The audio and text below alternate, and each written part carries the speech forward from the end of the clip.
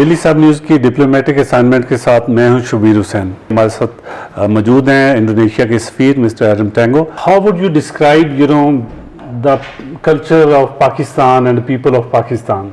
Pakistan is blessed by very rich cultures and also beautiful countries, and in terms of people's also very friendly, and in terms of the cultures very rich. We find most extremes actually. The northern part very cold, Okay. but the southern part is very hot. In between, like in Islamabad, probably this is a melting pot for the cultures, the diversity of cultures of Pakistan, whereby you see a potpourri of cultures Pakistans in Islamabad. So Pakistan is one of the beautiful countries. How you would describe the foods of Pakistan and what you specifically like? Which food you like in Pakistan in terms of taste? Well, Indonesians like Pakistani. We are fond of spices. We love spices, and even islands Pakistani people are more generous in using spices. Okay. It's very hot. The southern, if you go to the southern part in Pakistan, they are more, spices very much. This is something that I learned, and I think there's a lot of similarities in terms of spices, and even interestingly, in Indonesia, you can see from the spices actually the confluence of the cultures between our two countries, because in Indonesia you can also easily find nasi biryani with Indonesian versions. Okay. We call it nasi kuning, or pasandai, which we call rendang. Okay. And by the way, rendang was voted twice as the best food in the world by CNN. And you also have a chicken tikka, which can easily be found also in Indonesia. We call it satay. Okay. And we have 50 different varieties of satay. Even I know in Pakistan, iftar does not complete without pakora. Okay. And in Indonesia, we have also the Indonesian versions of pakora. We call it bakwan. Okay. So there's a lot of similarities in terms of the cuisines. And in fact, I just published a new booklet publications capturing once again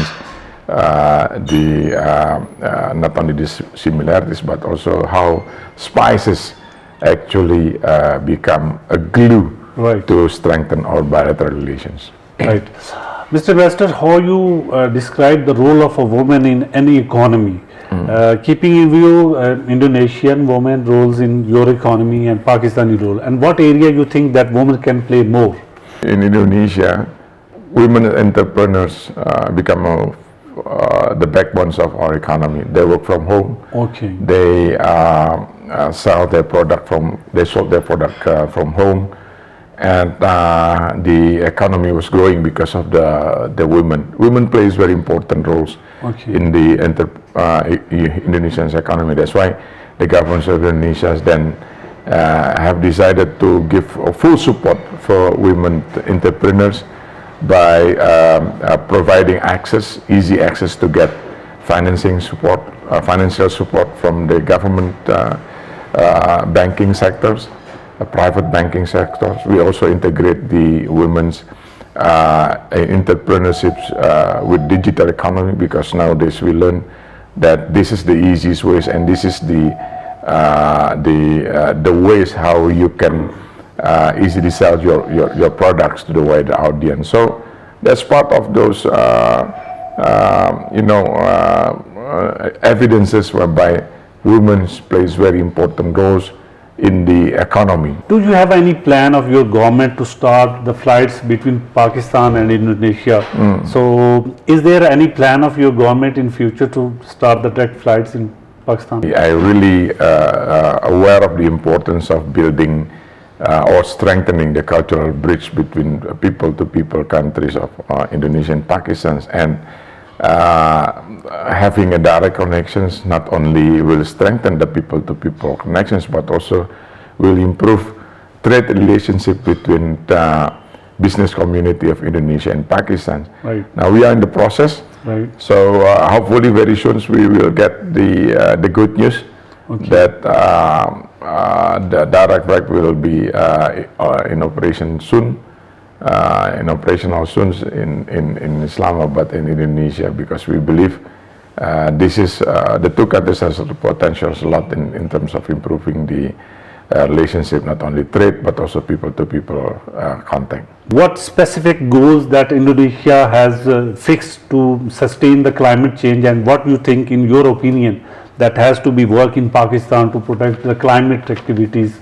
Threat posed by climate change, actually this is the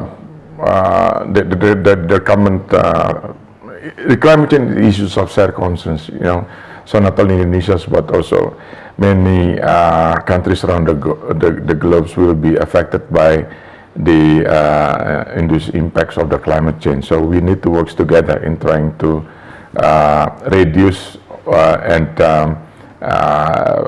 bring adaptations program to the climate change. Look at, for instance, for the countries like Indonesia, the biggest archipelagic countries in the world, then the raisings of the weather, raisings of the degrees of the climate temperatures will raise the sea level. If sea level raise, then floodings will become more common in Indonesia. That's why we focusing the Indonesian government. We made a voluntary pledge to reduce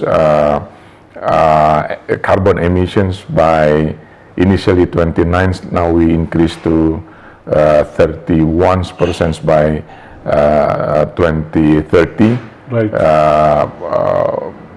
But with the international community help or assistance, then we hope that we would be able to increase the emissions of, to reduce the carbon emissions to 41% with the international assistance by 2030. So this is a voluntary pledge by the Indonesian governments in trying to reduce the emissions of carbons. But in doing so, we focus on several areas of important ones in forestries, because Indonesia is also one of the biggest tropical forests in the world. So we realize the importance of forests as the green lung for the world. So we implement several policies, try to improve the management of forestries. The second on the industries, because industries plays very important roles also. Okay. In this regard, we also working together with different stakeholders, raising awareness and educate the industrial segment on how they can contribute in lowering the emissions of carbon emissions. The third on the transportations. Okay. Transportation is also very important because they usually oil and gas. Yeah, exactly. So we are now in the process of transitions toward the more renewable energy. Okay. But it needs to be done in such way not to disrupt, right, everything. So that's the third area. The fourth area, the management of waste, because management of waste also is very important. Yes. Recycling waste, and also sometimes we also use waste as energy, as a fertilizer. So those are four areas in which we are focusing our policies to mitigate the adverse impact of the climate change. Ambassador, has you given us a good news that you have a plan to start the direct flight between Pakistan and what specific message you would from this platform to give the business community of Pakistan to invest in Indonesia, and what sector you suggest for them? Indonesia offer a lot of opportunities for private sectors to invest in Indonesia, and I think in many area whereby we can focus, for instance, the industries whereby we are complementing each other. We have a complementary product, like for instance garment, textile. Garment can be produced by Pakistanis, but some of the materials may come from Indonesia, like vinyl, viscose. So this is one of the investments area whereby it's very attractive for Pakistani. The other areas also on the probably surgical equipment. Pakistan's Sialkot is well known to produce the best surgical equipment. But the core, the raw material for the steel, Indonesia has produced the steel, one of the biggest steels producers. So we can team up also, having the investments on those. And the third, on the tourist sectors also will offer a good opportunity for Pakistan to invest, because in Bali, for instance, that the second biggest international visitor to visit Bali came from South Asia. So I think this is a niche market. So if you invest in Indonesia on the properties by building hotel, boutique hotel, or mediums hotels, then for sure more people from South Asia, whenever they travel to Bali, they can, they will be attracted to find hotel where they can find cuisines like local cuisines back home. Right. Thank you very much. Thank you.